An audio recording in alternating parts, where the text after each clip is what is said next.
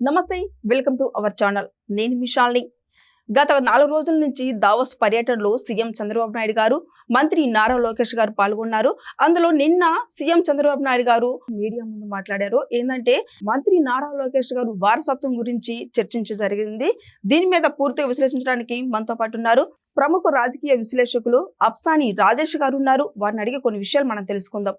నమస్కారం సార్. నమస్తే సార్, నిన్న దావోస్ పర్యటనలో చంద్రబాబు నాయుడు గారు మీడియా ముందు మాట్లాడారు. అంటే మంత్రి నారా లోకేష్ గారు వారసత్వం గురించి వచ్చిందనమాట. దీని మీద మీ స్పందన ఏంటి సార్? ఇప్పుడు దావోస్ పర్యటనలో ఉన్న చంద్రబాబు నాయుడు గారు నిన్న ఇండియా టుడే బ్లూంబర్గ్ మీడియా సమావేశంలో మాట్లాడటం జరిగింది.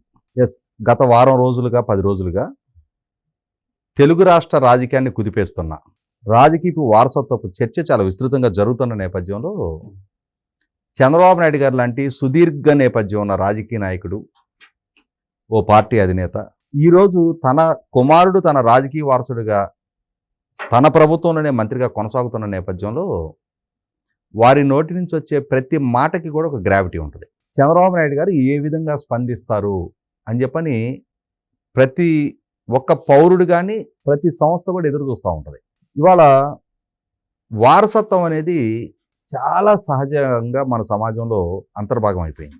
ఒక లాయర్ ఉంటే తన కెరీర్లో తను ఎస్టాబ్లిష్ అయితే తన వారసులుగా తను ఒక లైఫ్ టైంలో తను సంపాదించుకున్న క్లయింటేలు, తన గుడ్ విల్, వీటిని తన పిల్లలకి క్యారీ చేయాలి, తన పిల్లలు కూడా లాయర్లుగా ఎమర్జ్ అవ్వాలని కోరుకుంటారు. ఒక డాక్టరు ఒక లైఫ్ టైం అచీవ్మెంట్ తోటి తను ఒక హాస్పిటల్ ఎస్టాబ్లిష్ చేసుకొని సమాజంలో గుడ్ విల్ సంపాదించుకుంటే తన పిల్లలు డాక్టర్లుగా ఎమర్జ్ అయ్యి తను సంపాదించిన ఈ కెరీర్ని టేక్ ఓవర్ చేయాలని ఆశిస్తారు. ఒక సినిమా నటుడు, ఒక టెక్నీషియన్ ఉంటే తన పిల్లలు కూడా తన స్థాయి అందుకోవాలని, తనకున్న ఫ్యాన్ బేస్ని వాళ్ళకి ట్రాన్స్ఫర్ చేయాలని చెప్పని దాన్ని అడ్డు పెట్టుకొని వాళ్ళు కూడా ఒక పొజిషన్ కన్సాలిడేట్ చేసుకొని ఎమర్జ్ అవ్వాలని చెప్పని కోరుకుంటారు. అలాగే రాజకీయాల్లో కూడా మన సమాజమే మొదటి నుంచి రాచరికం నుంచి ప్రజాస్వామ్యం వైపు మళ్ళిన సమాజం.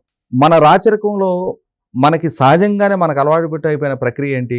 రాజు తర్వాత యువరాజుకి రాజ్యాధికారం దక్కుద్ది. ఆ యువరాజు అనేవాడు సమర్థుడా, క్రూరుడా, సమాజ హితం కోరేవాడు అనేది వాడు పాలకుడిగా బాధ్యతలు చేపట్టినాక తేడతలం ఉంది. అలాగే వాళ్ళ ప్రజాస్వామ్యంలో కూడా ఏంటంటే రాజకీయ అంబిషన్ ఉంటే రాజకీయ నాయకుడు కొడుకుకి నాయకుడిగా అవతారం ఎత్తడానికి చాలా షార్ట్ కట్. నువ్వు నేను ఒక పార్టీలో ఒక నాయకుడి స్థాయికి ఎమర్జ్ అవ్వాలి అని అంటే చాలా కష్టపడాలి. ఒక కార్యకర్త స్థాయి నుంచి మనల్ని మనం ప్రూవ్ చేసుకొని ఆ పార్టీలో మన లాయల్టీని రుజువు చేసుకొని మనకి అవకాశం ఇచ్చే నాయకుడి దగ్గర మన నిబద్ధతని, చిత్తశుద్ధిని రుజువు చేసుకొని ఇన్ని తిప్పలు పడితే కూడా మనకు అవకాశం వస్తారో అదో నమ్మకం లేదు. కానీ ఒక నాయకుడు కొడుకు గనకైతే డెఫినెట్గా అవకాశం వస్తుంది, అవకాశమే వస్తుంది.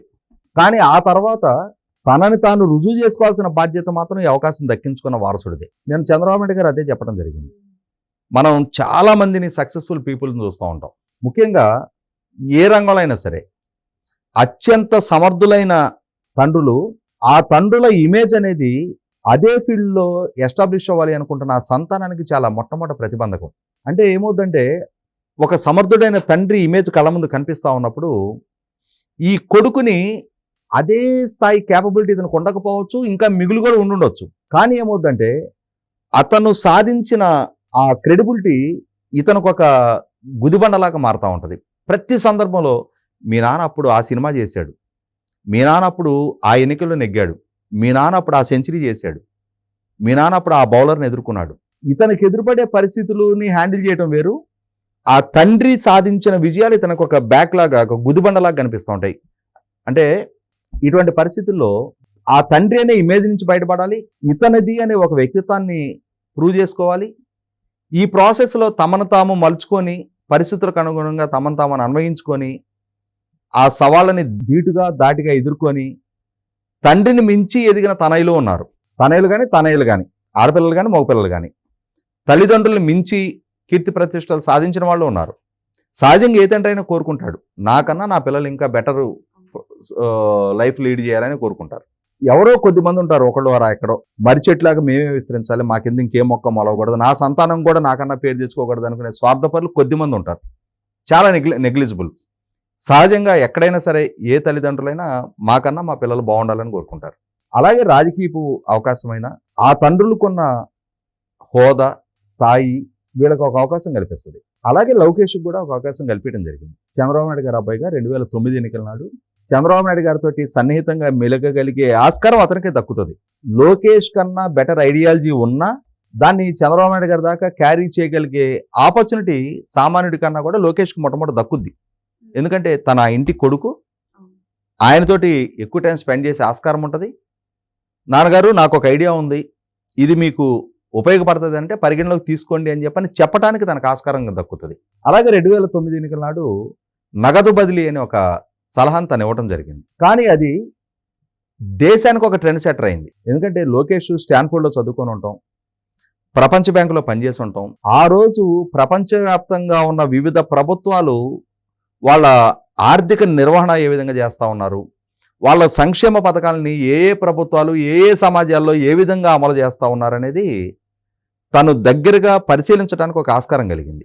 ఆ పరిశీలించిన పరిజ్ఞానంతో 2009 అసెంబ్లీ ఎన్నికల సందర్భంగా తెలుగుదేశం, టీఆర్ఎస్, కమ్యూనిస్ట్ పార్టీలు కలిపి మహాకూటమిగా పోటీ చేస్తున్న సందర్భంగా నగదు బదిలీ అనే ఒక వినూత్న విధానాన్ని మేనిఫెస్టోలో పెట్టించడం ద్వారా దేశ రాజకీయ ముఖ చిత్రం మీద ఆ విధమైన ఆలోచన చేసిన మొట్టమొదటి పార్టీగా ఆ రోజు తెలుగుదేశం పార్టీ, ఆ విధమైన ప్రతిపాదనని దేశానికి పరిచయం చేసిన మొట్టమొదటి నాయకుడిగా నారా లోకేష్ ఒక ట్రెండ్ సెట్టర్గా నిలిచారు. ఆ తర్వాత చూస్తున్నాం మనం జగన్మోహన్ రెడ్డి అమలుపరిచిన అమ్మఒడైనా, ఇవాళ ఎన్డీఏ కూటమి చేసిన వాగ్దానం తల్లికి వందనమైన, దాని మూలం ఆ రోజు లోకేష్ 2009లో ప్రతిపాదించిన, ఆ రోజు తన వయసు 26 సంవత్సరాలు.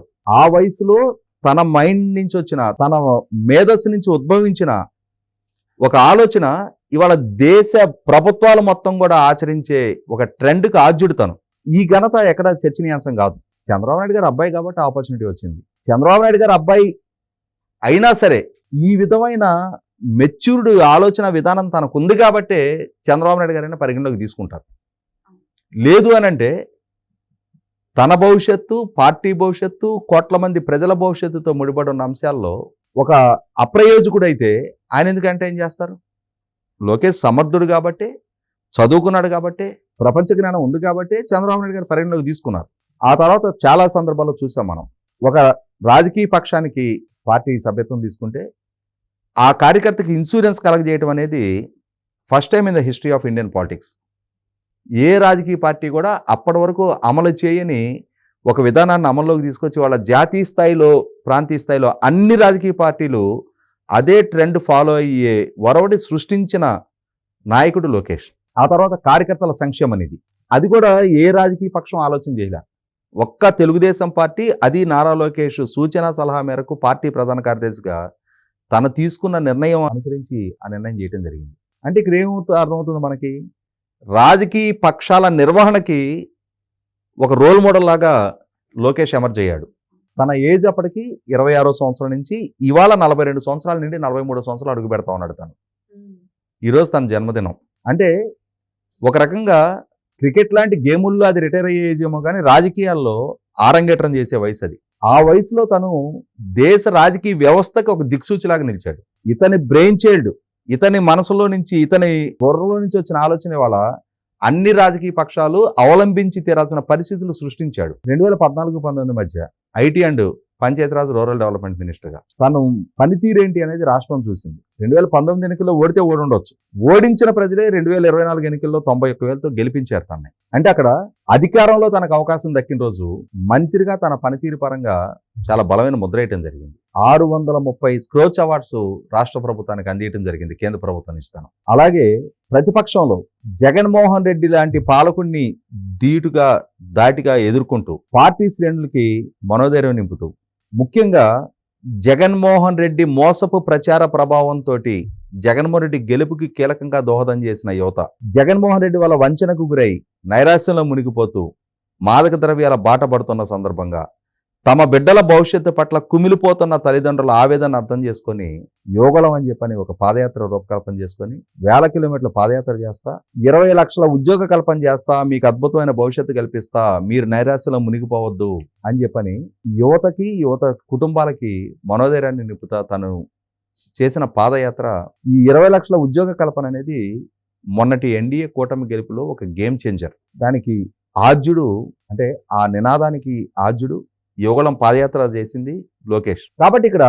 చంద్రబాబు నాయుడు గారు చెప్పింది అక్షర సత్యం. నా కొడుకుగా ఒక అవకాశం దక్కుతుంది, కానీ పొజిషన్ కన్సాలిడేట్ చేసుకోవాల్సిన బాధ్యత, తన సామర్థ్యాన్ని రుజువు చేసుకోవాల్సిన బాధ్యత నాయకుడిదే. కాబట్టి లోకేష్ అన్ని సందర్భాల్లో పార్టీ గెలుపులో, పార్టీ ఓటంలో, పార్టీ పరమైన బాధ్యతల్లో, ప్రభుత్వ పరమైన బాధ్యతల్లో తనను తాను రుజువు చేసుకుంటున్నాడు. ఈ రుజువు చేసుకుంటున్న సందర్భంలో చంద్రబాబు నాయుడు గారి కొడుకుగా దక్కిన అవకాశాన్ని కన్సాలిడేట్ చేసుకొని ఇవాళ ఒక సమర్థుడైన నాయకుడిగా ప్రజల ముందు ఎమర్జ్ అవుతున్న సందర్భంగా ప్రజలు కూడా 1కి 10 సార్లు చెప్పారు, నాయుడు కొడుకు నాయకుడై వచ్చాడు అని చెప్పని. కాబట్టి అవకాశం చంద్రబాబు నాయుడు గారు ఇచ్చుండొచ్చు, నాయకుడిగా తనను తాను రుజువు చేసుకొని ప్రజామోదం పొందటంలో మాత్రం లోకేష్ కృతకృత్యుడయ్యాడని చెప్పడంలో ఎటువంటి సస్పెషన్లకు ఆస్కారం లేదు. కాబట్టి ఈరోజు తన జన్మదినోత్సవం సందర్భంగా హృదయపూర్వక జన్మదిన శుభాకాంక్షలు తెలియజేస్తూ భవిష్యత్తులో మరింత ఉన్నత శిఖరాలు అందుకోవాలని చెప్పని, చంద్రబాబు నాయుడు గారి వారసుడు అనే ముద్ర నుంచి బయటపడి తనను తాను రుజువు చేసుకున్న లోకేష్ మరింత ఉన్నత స్థానాలకు చేరుకోవటం ఖాయం అని చెప్పని ఆశిద్దాం. Thank you sir.